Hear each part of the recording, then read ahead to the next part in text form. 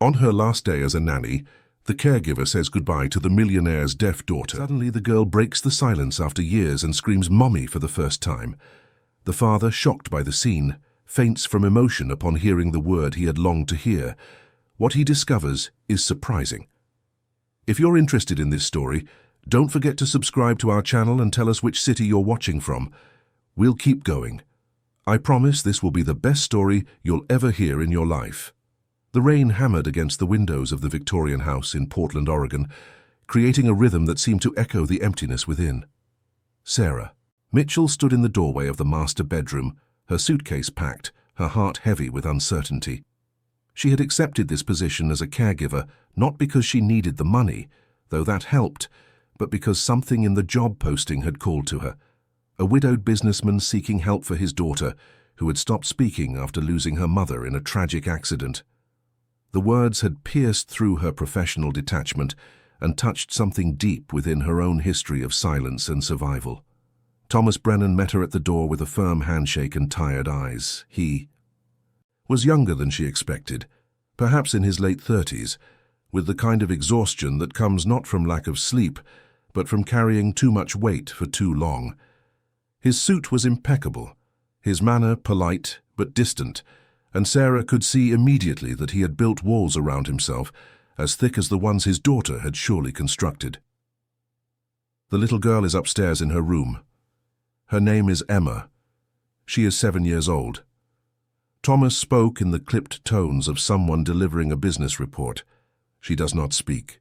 She does not cry. She does not engage. The previous caregivers could not handle it. They found her silence disturbing. "I hope you will be different." Sarah nodded, understanding more than he realized. "I specialize in non-verbal communication, Mr. Brennan. Silence is not always absence. Sometimes it is protection." Thomas looked at her for a long moment, something flickering in his eyes before he turned away. "I will be working late most nights. Mrs. Henderson, the housekeeper, will show you to your room. Emma takes her meals at 6 in the evening. She goes to bed at 8. The routine is important." "And you, Mr.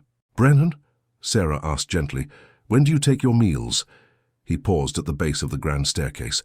"I eat at the office. It is easier that way." Sarah watched him climb the stairs, his shoulders rigid, and she understood that this house held two people trapped in silence, not just one. Mrs. Henderson was a woman in her 60s, with kind eyes and a weary smile. She had been with the family for 15 years, had watched Emma grow from an infant, had witnessed the transformation of a happy home into a mausoleum of grief. She showed Sarah to a comfortable room on the second floor just down the hall from Emma. "The child has not spoken a single word in 11 months, Mrs. Henderson whispered as they stood in the hallway. "Not since the day of the accident. The doctors say there is nothing physically wrong with her. It is all up here." She tapped her temple. "And here." She placed her hand over her heart. "Mr. Brennan thinks work will heal him, but it only makes him more alone. And that little girl, she needs more than routine. She needs love." That evening, Sarah knocked softly on Emma's door before entering. The room was beautiful, decorated in soft purples and whites, with shelves full of books and toys that looked untouched. Emma sat on the window seat, staring out at the rain, a small figure in pink pajamas with her knees drawn up to her chest. She did not turn when Sarah entered. "Hello, Emma. My name is Sarah. I am going to be spending time with you." Sarah spoke in a gentle voice, not expecting a response.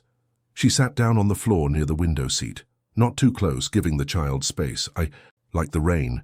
It makes everything feel quiet and safe." Emma did not move, but Sarah noticed the slightest shift in her posture, a subtle acknowledgement that she had been heard. For the next hour, Sarah simply sat there, occasionally commenting on the rain, the trees outside, the soft glow of the streetlights. She did not ask questions. She did not demand engagement. She simply offered her presence, calm and steady. When it was time for dinner, Sarah stood and moved to the door. "I'm going to have some dinner downstairs.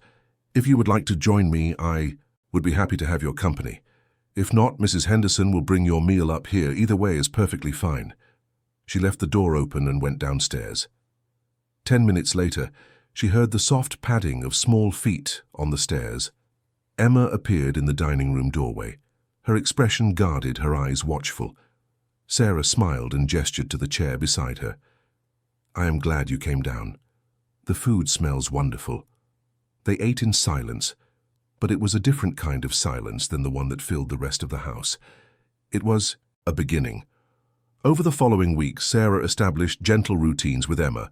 She introduced basic sign language, starting with simple words like more, please, thank you.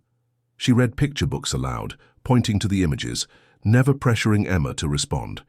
She sat with her during meals, during playtime, during the quiet hours before bed. Slowly, almost imperceptibly, Emma began to communicate. A small gesture for water, a nod for yes, a shake of the head for no. The signs were minimal, but they were there. Thomas observed from a distance, coming home late, leaving early, his interactions with his daughter, brief and formal. Sarah could see the pain in his eyes when he looked at Emma, the fear that if he allowed himself to feel too much, he would shatter completely. He thanked Sarah for her work with the same professional courtesy he might use with a business associate, never letting the conversation become personal. One afternoon, Sarah found a box of art supplies in the storage closet.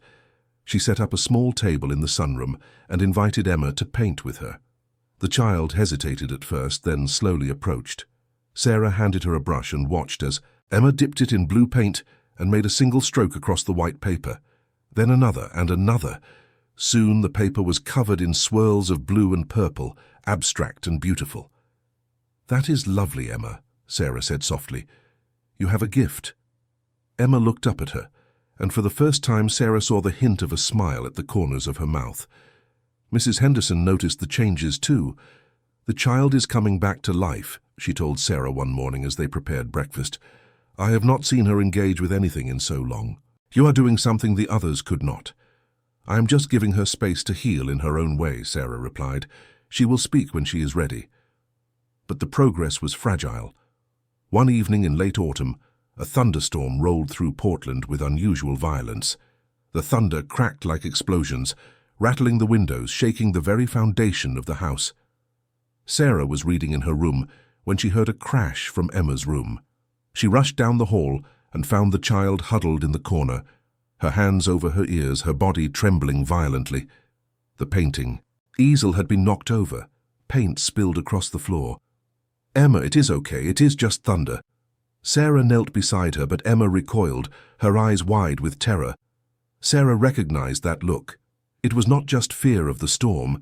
It was the memory of something else, something that the sound of thunder had awakened. She did not try to touch Emma. Instead, she sat down on the floor a few feet away and began to hum softly, a gentle melody her own mother had sung to her years ago. She hummed through the thunder, through the lightning, through Emma's shaking. Gradually the storm passed, but Emma did not move from the corner. The next morning, Emma would not come out of her room. She refused breakfast, refused to paint, refused even to make eye contact. All the progress they had made seemed to have vanished overnight. Sarah felt a deep ache in her chest, a frustration mixed with compassion. She knew that healing was not linear, that setbacks were part of the journey, but seeing Emma retreat so completely was heartbreaking. She tried everything she could think of. She played soft music in Emma's room. She brought in flowers from the garden. She created a small sensory corner with soft blankets and gentle lights, but Emma remained withdrawn, locked back in her world of silence. Thomas noticed the change.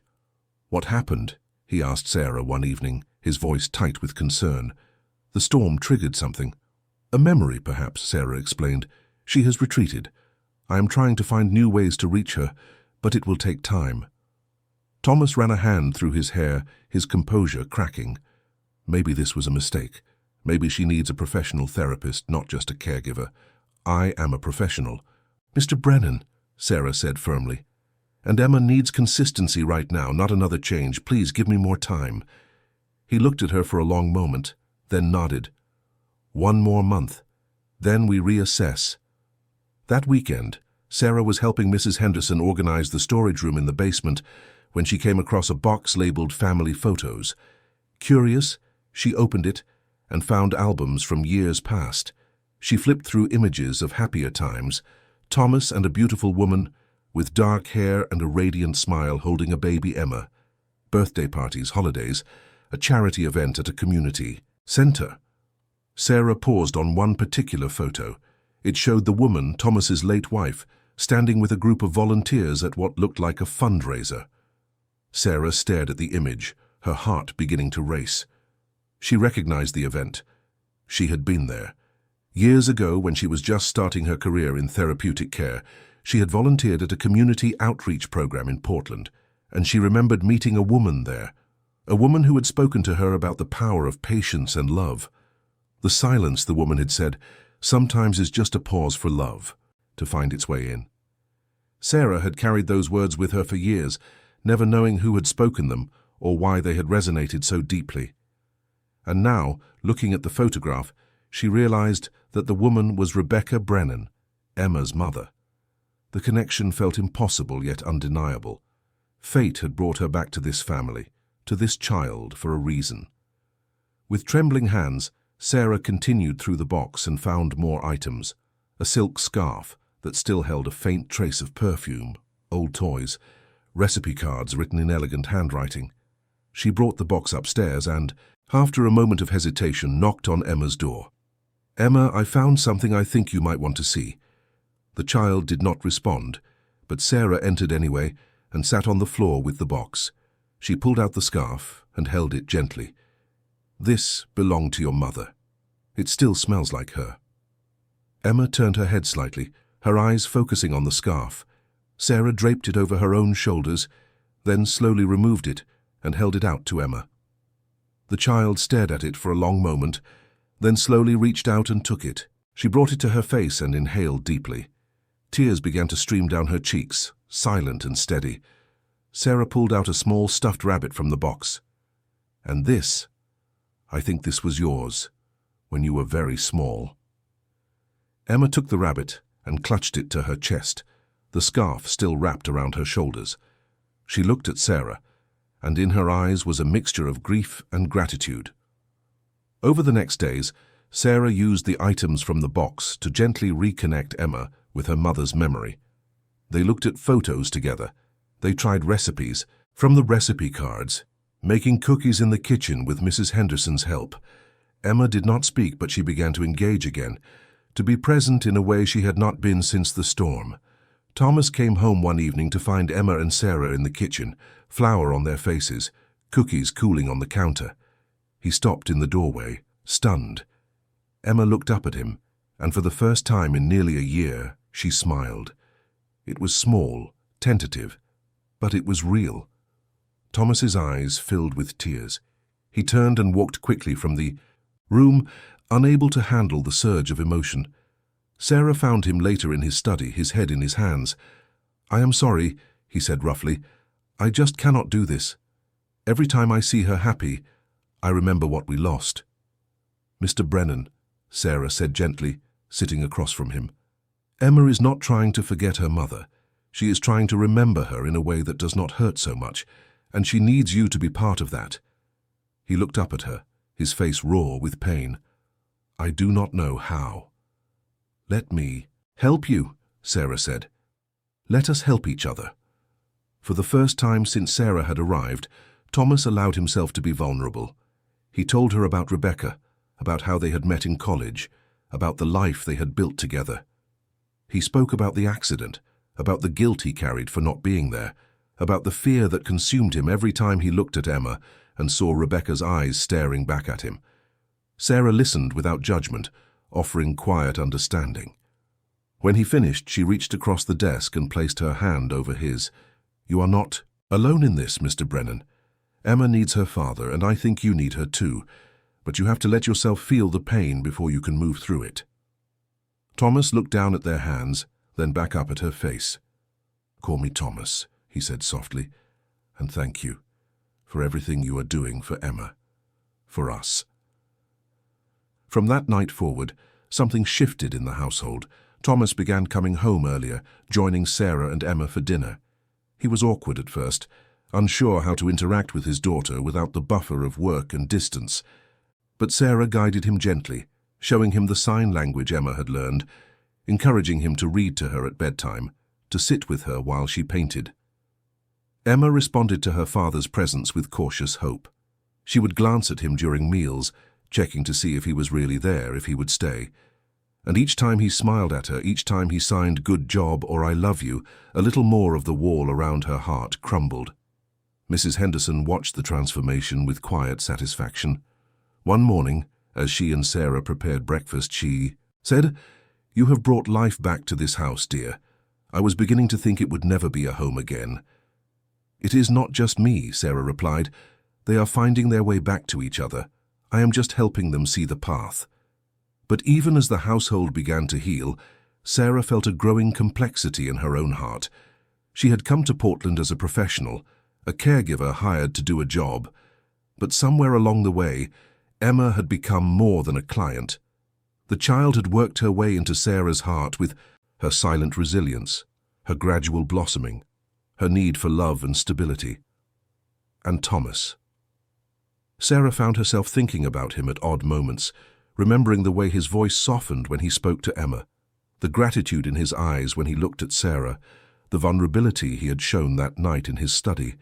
She reminded herself firmly that she was an employee, that any feelings beyond professional respect were inappropriate and dangerous. But the heart does not always listen to reason. One afternoon in early December, Mrs. Henderson approached Sarah with unexpected news. "I have decided to retire," she said, her voice gentle but firm. "My sister in California has been asking me to come live with her for years, and I think it is time. This house does not need me anymore. It has you now." Sarah was stunned. "Mrs. Henderson, you have been with this family for so long, are you sure?" The older woman smiled and patted Sarah's hand. "I am very sure. My work here is done. Emma is healing. Mr. Brennan is coming back to life. And you, my dear, are exactly where you are meant to be. I can see it in the way you look at them, in the way they look at you. This family needs you, and I think you need them too." Before Sarah could respond, Mrs. Henderson continued, "I will stay through the holidays, help with the transition, but after the new year, I will be leaving. And I leave this house in very good hands." That evening, Mrs. Henderson announced her retirement to Thomas and Emma over dinner. Emma's eyes widened with distress, and she looked immediately to Sarah, seeking reassurance. Sarah reached over and took the child's hand, signing, "It is okay, I am staying. You are safe." Thomas looked shaken but composed. "Mrs. Henderson, you have been a pillar of this family. We will miss you terribly, but I understand, and I wish you all the happiness in the world." After dinner, Thomas asked to speak with Sarah privately. They stood in the hallway outside his study, the house quiet around them. "With Mrs. Henderson leaving, I will need to make some changes," Thomas said. "I would like to offer you a permanent position, not just as Emma's caregiver, but as part of our household staff. You would have full authority over Emma's care and education, and a significant increase in salary." Sarah's heart pounded. "That is very generous, Mr. Brennan." "Thomas, but I need to ask, is this just about Emma?" He looked at her for a long moment, and she saw something in his eyes that made her breath catch. "No," he said quietly, "it is not just about Emma. You have brought something back to this house that I thought was gone forever. Hope, joy, the possibility of healing. I do not want to lose that. I do not want to lose you." Sarah knew she should maintain professional boundaries, should keep the distance that her training and experience told her was necessary. But standing there in the soft light of the hallway, looking into the eyes of a man who had been broken and was slowly putting himself back together, she found herself saying, "I do not want to leave either." They stood there for a moment, the air between them charged with unspoken possibilities. Then Thomas stepped back, clearing his throat. "We should probably discuss the details of the new arrangement. Salary, benefits, responsibilities?" Sarah nodded, grateful for the return to practical matters, even as her heart continued to race. "Of course, tomorrow perhaps. It is getting late." "Tomorrow," Thomas agreed. "And Sarah, thank you for everything." As Sarah climbed the stairs to her room, she paused outside Emma's door. She could hear the soft sound of the child's breathing, peaceful and steady. She thought about Mrs. Henderson's words about being exactly where she was meant to be. She thought about the photograph she had found, about Rebecca's words that had guided her for so many years. The silence, sometimes, is just a pause for love to find its way in. Sarah had come to this house to help a silent child find her voice, but in the process she was discovering something she had not expected, a family that needed her, a man who saw her not just as an employee, but as someone essential, and a growing sense that her own heart, which had been quiet for so long, was beginning to speak again. The journey was far from over. Emma still had not spoken a word. The grief that haunted this house still lingered in corners and shadows, and the complexity of Sarah's feelings for Thomas and his for her remained unspoken and uncertain. But for the first time since she had arrived in Portland, Sarah felt something she had not felt in years. She felt like she was home. The weeks leading up to Christmas transformed the Brennan household in ways that went far beyond decorations and holiday preparations. Sarah found herself navigating an increasingly complex emotional landscape, one where professional boundaries blurred and her heart pulled her in directions she had not anticipated. Thomas had become more present, more engaged with Emma's daily life. He joined them for breakfast now, reading the newspaper while Emma practiced her sign language with Sarah. He came home for dinner every evening, sometimes bringing small gifts for his daughter, a new set of paints, a book about animals, a puzzle they could work on together. And always his eyes would find Sarah's across the table, holding her gaze for just a moment longer than necessary, conveying gratitude and something deeper that neither of them had named. Emma continued to blossom under the combined attention of her father and her caregiver. She had not spoken yet, but her communication through signs had become more sophisticated, more expressive. She would sign entire sentences now, asking questions, making observations, even attempting. Jokes that made Sarah laugh with delight. One morning in mid-December, a letter arrived from the speech therapy center in Seattle. Thomas opened it at breakfast, his expression growing tense as he read. "What is it?" Sarah asked, noticing the change in his demeanor. Thomas set the letter down carefully. "Dr. Patricia Morrison, the specialist I contacted months ago, has an opening in her schedule. She can begin working with Emma after the new year. She comes highly recommended, has worked with selective mutism cases before." Sarah felt her stomach drop. "That is wonderful news," she said, forcing brightness into her voice. "Emma will benefit from specialized care." Thomas looked at her, his eyes searching. Dr. Morrison would need to work with Emma intensively, several hours a day. She believes that a full therapeutic immersion is the best approach for cases like this. The unspoken implication hung in the air between them. If Dr. Morrison took over Emma's care, there would be no need for Sarah to stay. Emma, who had been watching the exchange with her usual quiet attention, suddenly stood up from the table. She moved to Sarah's side and wrapped her arms around her waist, holding on tightly. Sarah stroked the child's hair, her throat constricting with emotion. "I see," Sarah said quietly. "When would Dr. Morrison start?" "January 15th. But Sarah, I want you to know that this does not mean I want you to leave. I would like you to stay on, to work alongside Dr. Morrison, to continue being part of Emma's life, part of our lives." Sarah looked down at Emma, who was still clinging to her, then back at Thomas. "We should discuss this later," she said gently, "when we have more privacy." That evening, after Emma was in bed, Sarah and Thomas sat in his study.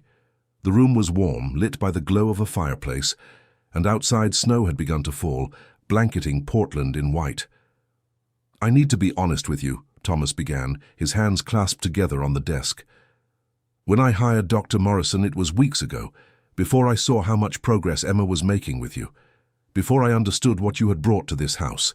I thought that credentials and specialization were what mattered most. But I was wrong." Sarah sat very still, her heart pounding.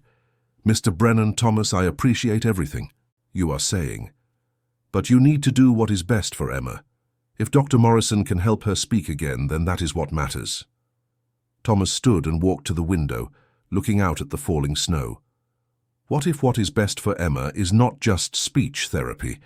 What if it is stability, continuity, love? You have given her all of that. She trusts you.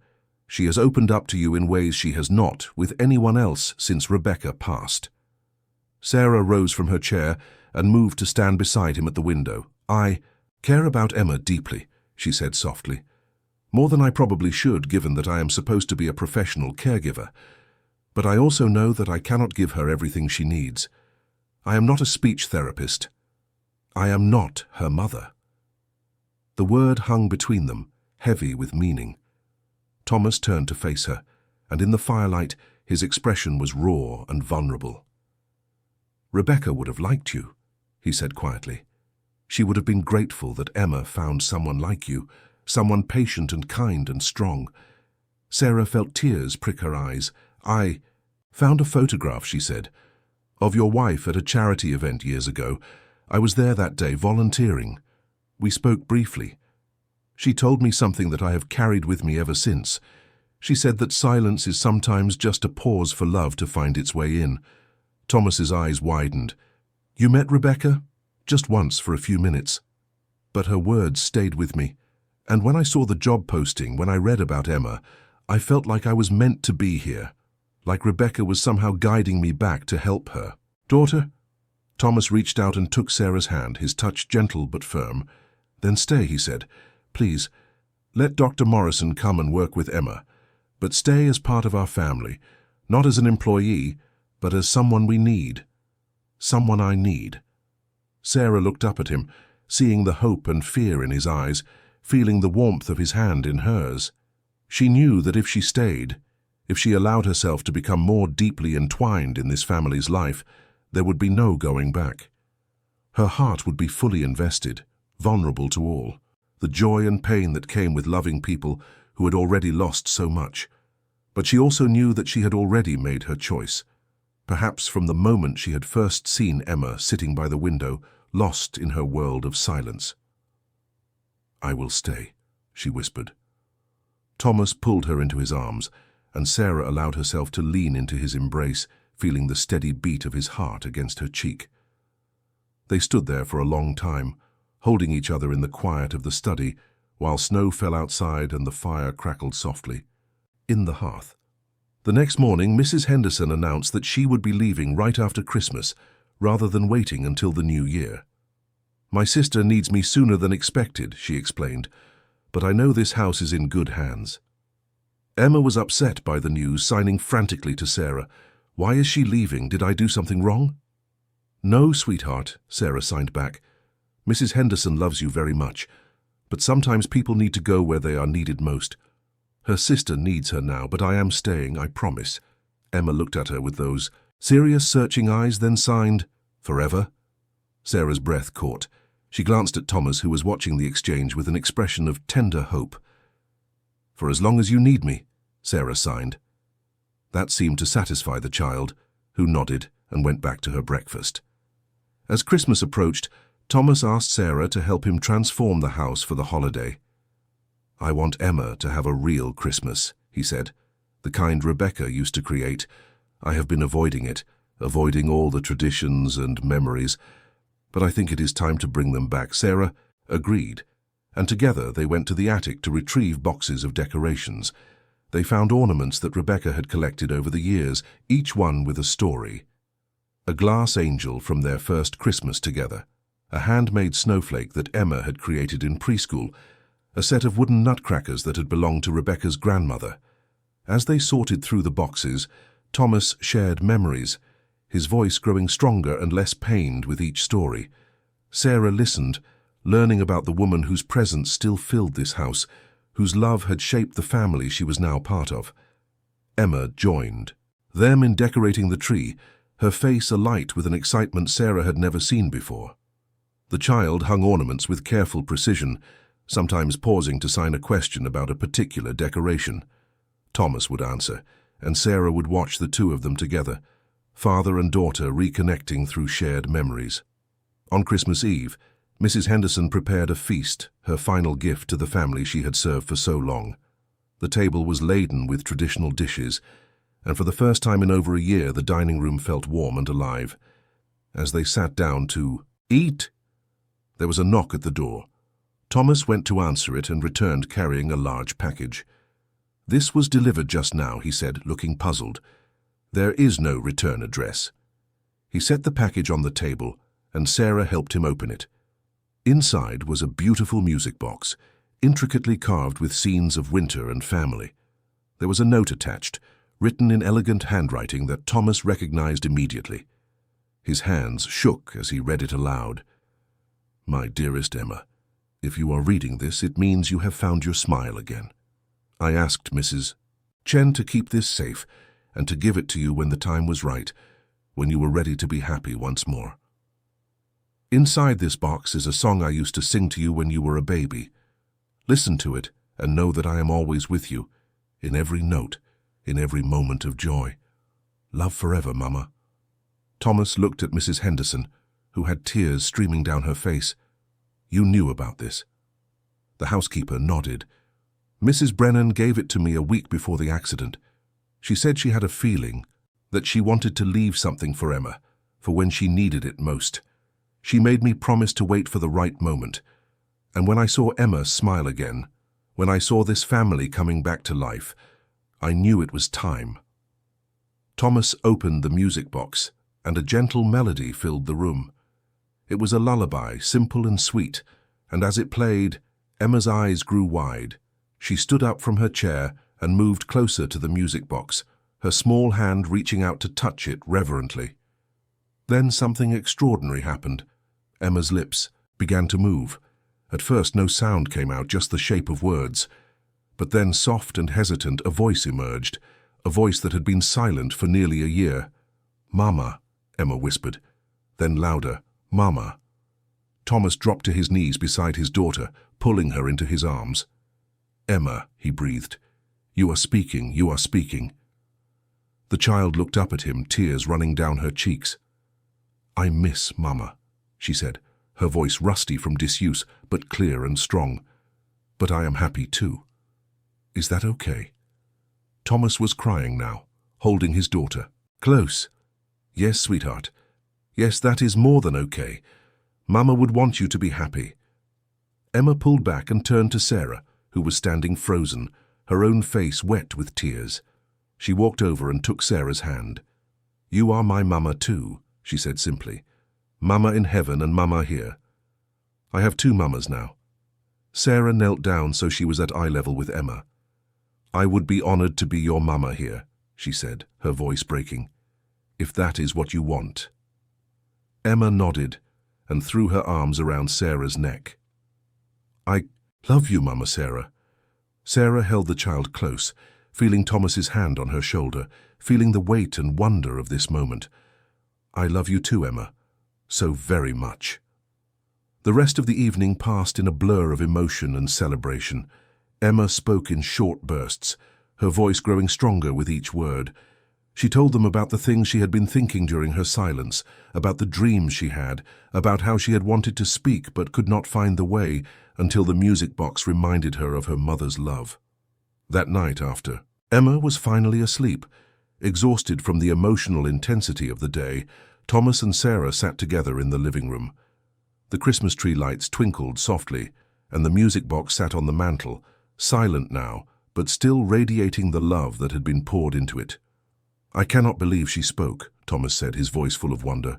"After all this time, all the doctors and specialists, it was her mother's gift that brought her back." "And you," Sarah added gently. "She spoke because she felt safe enough to do so. Because you came back to her, because this house became a home again." Thomas took Sarah's hand, lacing his fingers through hers. "I want you to know that what Emma said tonight, about you being her Mama here, I support that completely. If you are willing, if you want this, I would like us to be a family. Not just a household, but a real family." Sarah looked at him, seeing the man he had become over these months, no longer hiding behind work and distance, but present and open and brave enough to love again. "Are you asking what I think you are asking?" "I am. Asking if you will stay with us, not as a caregiver, but as a partner, as a mother to Emma, as someone I can build a future with." Thomas paused, then added, "I am asking if you will marry me, Sarah. Not right away, not until we are all ready. But someday, when the time is right." Sarah felt her heart swell with a joy so profound it almost hurt. "Yes," she said. "Yes to all of it. To staying, to being Emma's mother, to building a future with you. Yes." Thomas pulled her close and kissed her, gentle and full of promise. When they finally pulled apart, Sarah rested her head on his shoulder, and they sat together in the glow of the Christmas lights, two people who had found their way through grief and silence to something beautiful and new. Upstairs, Emma slept peacefully, her mother's music box on her nightstand, her father's love surrounding her, and the knowledge that she had not one but two mothers watching over her, one from heaven and one right here on earth. The months that followed brought continued healing and growth. Dr. Morrison did come to work with Emma, but as a consultant rather than a replacement for Sarah. The specialist was impressed by the progress Emma had made and worked with Sarah to continue developing the child's verbal and emotional skills. Emma thrived under the combined care, her vocabulary expanding daily, her confidence growing. She returned to school, made friends, joined a dance class. But every evening, she came home to a house filled with love, to a father who was present and engaged, and to Sarah, who had become the mother she needed. Thomas and Sarah were married in a small ceremony the following autumn, with Emma as their flower girl. The child insisted on carrying her mother's music box down the aisle, a symbol of the love that had brought them all together. Rebecca's portrait remained in the living room, surrounded by fresh flowers that Emma picked every week. The family spoke of her often, sharing memories and keeping her spirit alive.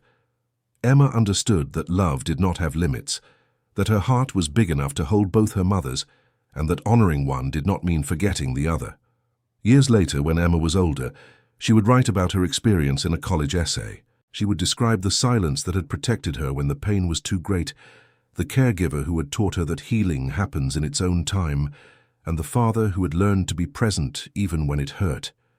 She would write about the music box that had unlocked her voice and the two mothers who had shaped her life, one through the gift of life itself and the other through the gift of patient, enduring love. But on that Christmas Eve, when Emma first spoke again, none of them knew what the future would hold. They only knew that they had found each other, that they had survived the worst and discovered something precious on the other side. They knew that silence could be broken, that hearts could heal, and that families could be built not just through blood, but through choice, commitment, and love. The music box sat on the mantel, a reminder that Rebecca's love had never left them. It had simply transformed, guiding them toward each other, creating a family that honored the past while embracing the future. And in the quiet moments when the house was still and peaceful, they could almost hear her voice in the melody, whispering the words she had once spoken to Sarah so many years ago. The silence sometimes is just a pause for love to find its way in, and love had found its way in, filling every corner of the Brennan house, healing every wounded heart, and proving that even in the deepest grief, hope and joy could bloom again.